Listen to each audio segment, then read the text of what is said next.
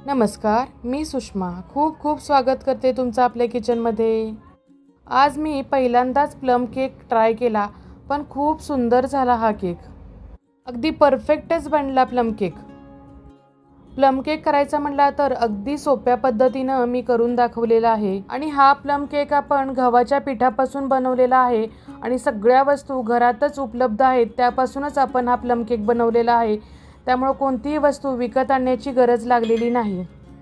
अतिशय चविष्ट असा प्लम केक आपण आता तयार करायला सुरुवात करूया। सुरुवातीला आपण ड्रायफ्रूट्स या रसामध्ये भिजत घालणार आहेत। तर हा रस आहे संत्र्याचा रस आपण काढून घेतलेला आहे। 3 फ्रेश संत्र्याचा आपण इथं वापर केलेला आहे। 3 फ्रेश संत्र्याचा ज्यूस काढून घेतलेला आहे। इथं तुम्ही डाळिंबाचा रस सुद्धा वापरू शकता। मोठे 2 चमचे मी काजू घेतलेले आहे कट करून, बदाम घेतलेले आहेत। 3 ते 4 चमचे अक्रोड घेतलेले आहेत। 2 मोठे चमचे मनुके घेतलेले आहेत आणि त्यामध्येच आपण चेरीचे तुकडे आणि टुटी फुटी असं आपण घालून हे जवळजवळ आपण 2 ते 3 तास भिजत घालणार आहोत। जी पारंपरिक पद्धत असते त्यामध्ये हे 15 दिवस ते 1 महिनाभर भिजत घातलेलं असतं।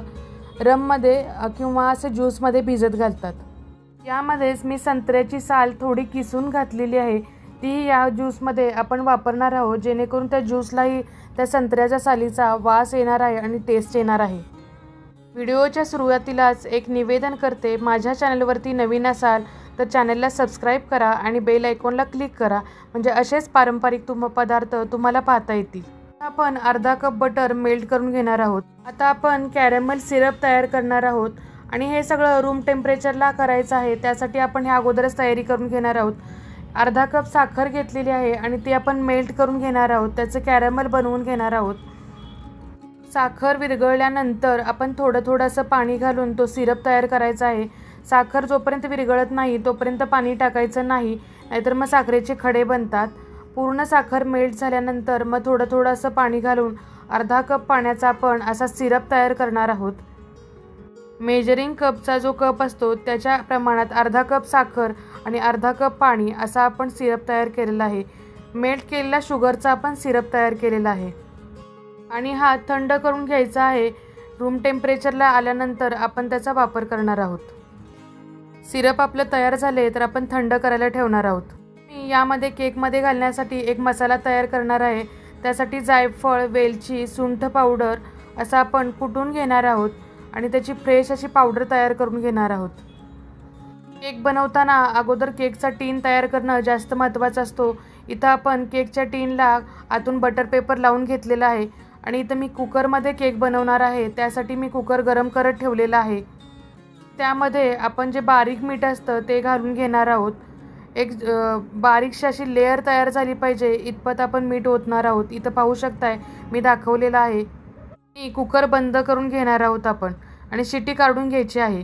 पण केक बनवायला घेऊया, त्यासाठी मी एक मेजरिंग कपचा 1 कप आपण गव्हाचं पीठ घेतलेलं आहे।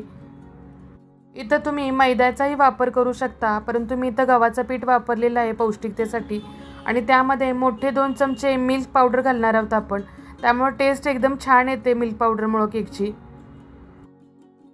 यामध्ये आपण जो मसाला तयार करून घेतला होता कुटलेला, तो यामध्ये घालून घेणार आहोत आणि तोही छान चाळून घ्यायचा आहे। यामध्येच मी रेडीमेड अर्धा चमचा सुंठ पावडरही घातलेली आहे आणि थोडी अर्धा चमचा दालचिनी पावडरही घातलेली आहे। केकमध्ये दालचिनी पावडरचा खूप छान वास येतो। हे सर्व मिश्रण आपण चाळून घेणार आहोत। आता जो चाळ निघतो तो काढून टाकायचा आहे, तो त्यामध्ये मिक्स नाही करायचा। ही सगळी पिठं आपण चमच्याने मिक्स करून घेतलेली आहे आणि यामध्ये जे अर्धा कप आपण मेल्ट केलेलं बटर आहे ते यामध्ये मिक्स केलेलं आहे। आपण मेल्ट करून घेतलेला आहे आणि रूम टेम्परेचरला आणलेला आहे आणि त्यामध्येच आपला जो आपण साखरेचा सिरप घेतला होता, तयार केला होता, तो त्यामध्ये घालून घेणार आहोत। सिरपही पूर्ण थंड करून घेतलेला आहे आपण रूम टेम्परेचरला आणि यामध्येच आपण जे आपण ड्रायफ्रूट्स भिजत घातलेलं जे मिश्रण होतं ते यामध्ये घालणार आहोत। जे ज्यूस आणि ड्रायफ्रूट्स यांचं मिश्रण आपण यामध्ये घालणार आहोत आणि हे सगळं मिक्स करून घेणार आहोत छान आपण। यामध्ये वरून साखर घालायची काही गरज नाही, जो आपण शुगर सिरप तयार केला होता त्यामध्येच आपल्या केकला छान गोडी येणार आहे।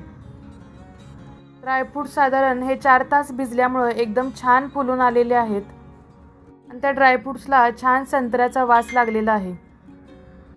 मिश्रण जसं मिक्स होत जाईल तसं घट्ट व्हायला लागले, त्यामुळे मी थोडंसं जसं लागेल तसं पाणी घालणार आहे. तुम्ही दूधही घालू शकता, परंतु मी इथं पाणी वापरणार आहे. थोडंसं गव्हाचं पीठ असल्यामुळं मिश्रण थोडंसं पातळ पाहिजे. खूप जास्त घट्ट असेल तर तुमचा केक व्यवस्थित बेक होणार नाही, शिजणार नाही पीठ. त्यामुळे मी थोडं इथं अर्धा कप पाणी घालून घेतलेलं आहे. व्यवस्थित मिक्स झाल्यानंतर शेवटी आपण सोडा आणि बेकिंग पावडर घालणार आहोत. इथं मी 1 चमचा भरून बेकिंग पावडर घेतलेली आहे आणि त्यामध्ये अर्धा चमचा खायचा सोडा घालणार आहोत आपण. इथं मी अर्धा चमचा खायचा सोडा घेतलेला आहे आणि हे ॲक्टिवेट होण्यासाठी आपण यामध्ये अर्धा चमचा व्हिनेगर घालणार आहोत. घातलं की लगेच आपण मिश्रण पटपट असं मिक्स करून घ्यायचं आणि व्यवस्थित सगळीकडे हे मिश्रण लागलं पाहिजे. व्यवस्थित छान इथं पाहू शकताय पीठ किती छान फुलायला सुरुवात झालेली आहे. त्यामुळे मिश्रण अगदी छान व्यवस्थित मिक्स झालं पाहिजे. मिक्स झालं नाही तर कुठं कडवटपणा येऊ शकतो. त्यामुळे व्यवस्थित पीठ मिक्स करून घ्यायचं आहे. पीठ छान व्यवस्थित लगेच मिक्स झालं की आपण टीन तयार जो केलेला आहे केकचा त्यामध्ये ओतून घेणार आहोत आणि ही क्रिया खूप फास्ट झाली पाहिजे, कारण त्यातले एअर जर बाहेर गेली तर आपला केक व्यवस्थित फुलणार नाही. त्यामुळे सुरुवातीलाच आपण कुकर गरम करत ठेवला आहे आणि अगोदरच आपण आपला टीन तयार करून घेतलेला आहे. ते सगळं पीठ ओतून झाल्यानंतर टीन असा थोडासा आपटून घ्यायचा, म्हणजे व्यवस्थित त्याच्यामध्ये मिश्रण जातं. आता यामध्ये आपण वरून सगळे ड्रायफ्रूट्स घालणार आहे. इथं मी टोटीपुटीला थोडासा मैदा लावून घेतला आहे की जेणेकरून खाली जाणार नाहीत आणि मी इथं अख्खे ड्रायफ्रूट्स लावून घेणार आहे. काजू, बदाम, अक्रोड जास्त घालायचं म्हणजे छान लागतो केक आणि दिसतोही खूप छान. ड्रायफ्रूट्सनी फुल असा लोडेड आपला केक तयार झाला आहे. तो आपण आता बेक करायला ठेवणार आहोत.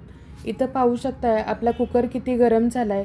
मी 15 ते 20 मिनटं अगोदरच प्रीहीटसाठी कुकर गरम करत ठेवला होता. त्यामध्ये आपण एक रिंग त्यामध्ये ठेवलेली आहे आणि हळूच असा जपून आपण त्यामध्ये जो केक बनवला आहे तो त्यामध्ये ठेवून घेणार आहोत आणि कुकरची शिट्टी काढून हा साधारण 1 तास आपण बेक करून घेणार आहोत केक.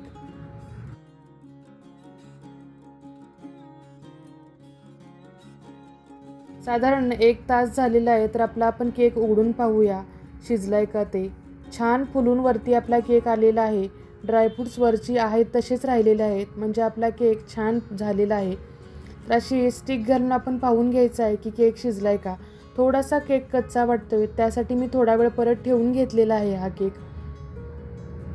तर छान शिजलेला माझा केक आता आपण थंड करून घेतलेला आहे आणि आता आपण डिमोल्ड करणार आहोत. त्यासाठी साईडून सोडून घ्यायचा आहे केक आणि त्यावरती प्लेट उलटी ठेवून आपला केक आपण काढून घेणार आहोत. साधारण हा केक बेक व्हायला मला 1 तास 10 मिनटं हा वेळ गेला, कारण हा गव्हाचा केक आहे त्यामुळे जरा थोडा वेळ बेक करायला जास्त वेळ लागला. पण इथं पाहू शकताय किती छान जाळीदार असा केक तयार झालेला आहे आणि कलरही खूप छान आलेला आहे त्याला. हा केक बेक करायचा तो कमी गॅसवरती करायचा. पाहू शकताय किती सुंदर असा केक आपला तयार झालेला आहे आणि टेस्टला म्हणाल तर खूप सुंदर आणि चविष्ट पौष्टिक असा केक आपला तयार झालेला आहे. तुम्ही असा प्लम केक नक्की ट्राय करून पहा घरामध्ये. अतिशय चविष्ट आणि पौष्टिक रेसिपी आहे. बाहेरचा विकतचा केक आणण्यापेक्षा असा पौष्टिक केक नक्की ट्राय करून पहा आणि कमेंट्समध्ये सांगा तुमचा केक कसा झाला ते. धन्यवाद.